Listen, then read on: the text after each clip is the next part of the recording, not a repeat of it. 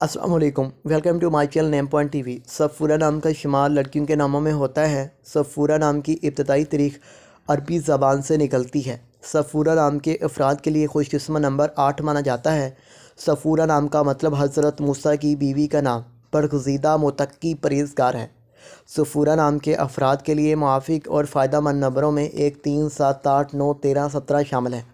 ہندسوں کے حساب کے مطابق صفورہ نام کے افراد کے لیے حکمرانی والے گھنٹے 3 AM سے 5 AM ہیں، جبکہ خوش قسمت دنوں میں جمعہ ہفتہ شامل ہے۔